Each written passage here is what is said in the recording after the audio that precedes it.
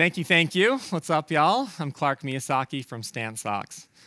I was speaking at a startup event, and as is customary, there was a Q&A after, and they opened it up to the audience, and someone on the front row raised their hand and said, "What would you attribute your success to?" I hate that question.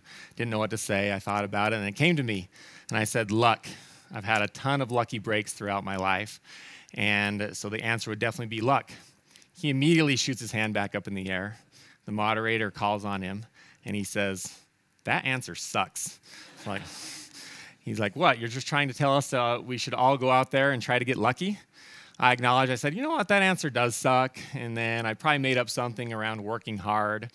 But upon reflecting of that Q&A and thinking about that answer, I came to the conclusion that while luck has played a huge role in my career, the art of luck is really all about relationships. The key is how to establish trust and maintain relationships where you create value along the way. So today I'm going to tell you about a few experiences that illustrate the art of luck, focusing on maintaining quality relationships, being bold, and taking risks. Between my junior and senior year at Freeport, at BYU, I worked for a startup called Freeport.com, and this was in 1999. I fell in love with the startup culture. I loved building something from the ground up. And it was typical 1999 dot-com startup. In between working hard, we played a lot of foosball. I happen to be abnormally good at foosball. Lucky me. I'm also proficient in the art of trash talking. Those two skill sets came in hand so that the founder of Freeport, Jeff Curl, kind of noticed me, and we ended up spending a lot of hours on the foosball table, working on some projects together, and became good friends. In order to work at a startup again, I finished my time at Freeport and finished school. I thought that you had to go work at a big company, get an MBA, and then you'd have permission to work at a startup. So off I went to Michigan. Worked for Ford Motor Company, who had me on this management track and was going to pay for my MBA at Michigan. Everything was going according to plan. Until about 7 months in, I got a call from Jeff. And he said, "Clarke, you need to quit your job at Freeport." Clarke, you need to quit your job at Ford. I just joined a venture capital fund, and you need to come and work here with me. I told him, "I don't even know what venture capital is.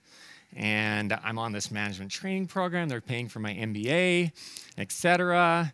And that call continued for about 4 more months until I finally relented and went and joined Jeff at V-Spring Capital. So why did I do that? Why did I give up my safe career track?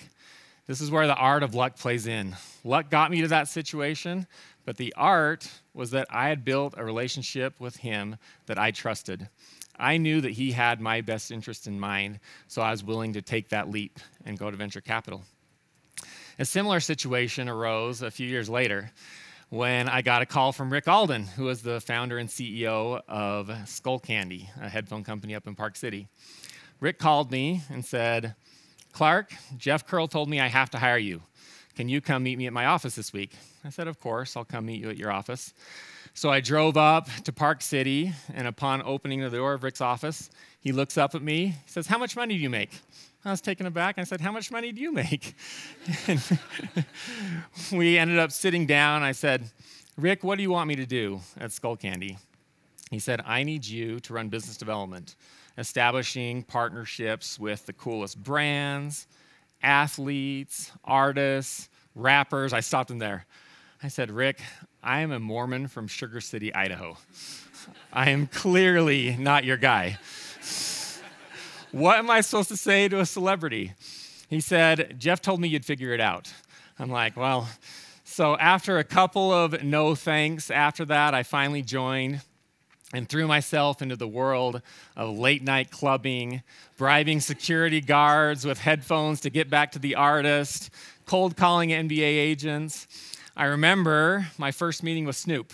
I was super nervous. I was going to meet Snoop Dogg after one of his concerts and talk to him about joining our company as a partner. I called my wife. I called my friends asking for advice. What do I talk to Snoop Dogg about? What's the latest weed? I don't know what to do. So he came in, to this smoke-filled trailer that I was waiting for him at. We sat down. I showed him the headphones. We talked about sports. It was way easier than I thought it would be. And I thought, well, maybe I can do this thing. And he became a valuable partner for the brand. In fact, he was giving an interview for a newspaper article, and he referred to me as my homie Clarke, which was probably the ultimate compliment from Snoop D-O double G. I love the word hustle. Hustling hard is much different than working hard. Everybody works hard. Working hard is just table stakes at this point. And I learned a good lesson about hustling hard from my friend Andre Iguodala of the Golden State Warriors. If you remember back in 2015, the Cavs were playing the Warriors, and the Cavs won Game 3 to take a 2-1 lead against Golden State, and Andre had the tough task of guarding the best player in the world, LeBron James. We planned to go to dinner on the day between games 3 and 4, so I called him at 6:30 and said, hey, you ready to go to dinner? He said, I got to go get a lift in, and I'll call you when I'm done. So I sat there patiently awaiting his call until 9:30, starving. He called me at 9:30 and said, okay, I'm ready to eat. Think about that for a second. This dude has been guarding the best player of the world, already had practice that day, did media interviews, and he went and worked out for 2.5 hours on his only day off before the Game 4. That, my friends, is hustling hard. That is taking the extra step beyond working hard. And I'm sure when he was in the gym, he had the end goal in mind. He thought about hoisting that championship trophy. I doubt he thought about the NBA Finals MVP, but he also that year became the only player in NBA history to not start a game in the regular season and take home the 2015 NBA Finals MVP. And always created a lasting impression in my mind of not only working hard, but hustling hard. Aim higher than your highest expectations. So this is a picture of the Skullcandy NBA crew. I had this great idea to bring all of them together for one picture. But if you look up there, you see Kevin Durant, MVP, James Harden, runner-up MVP, Derrick Rose, MVP, Andre Iguodala, NBA Finals MVP, and Darren Williams, point guard of my favorite team, the Utah Jazz. So getting all these guys in one room at the same time in the same place is an impossible task.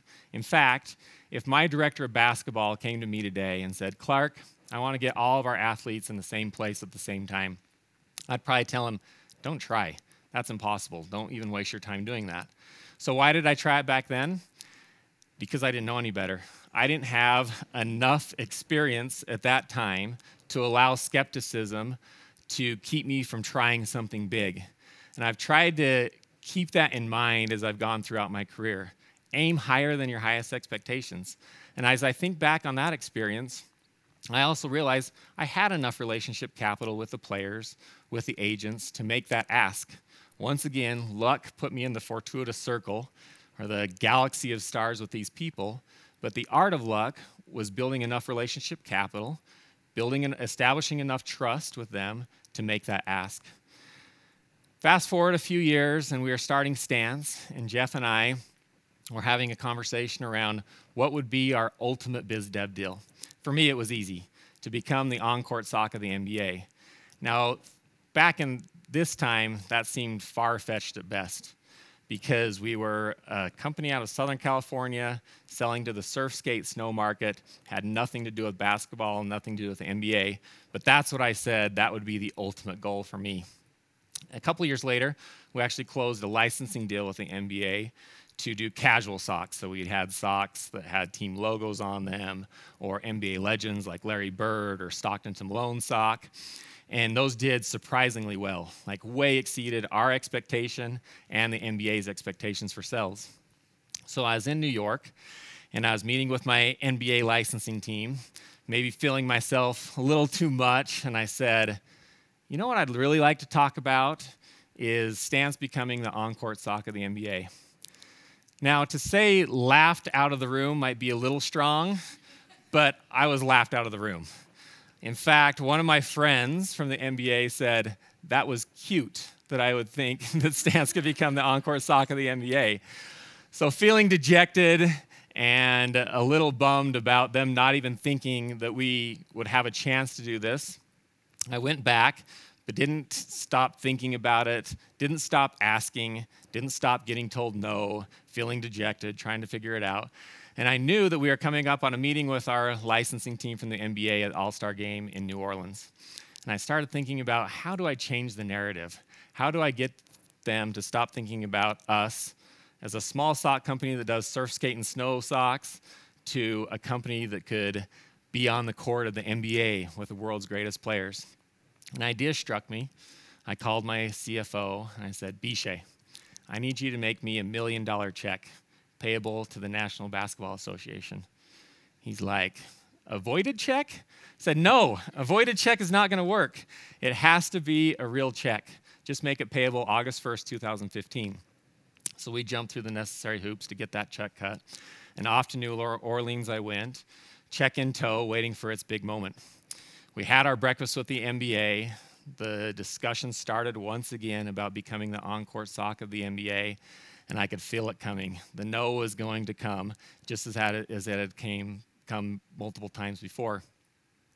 So I said, Lisa, before you tell me no, 1 second. I pull out the envelope, and just like out of a scene of a movie, I slide it slowly across the table. And I tell Lisa, open that up first. She opens it up, peeks at it, looks up at me. This isn't real. I said, that absolutely is real.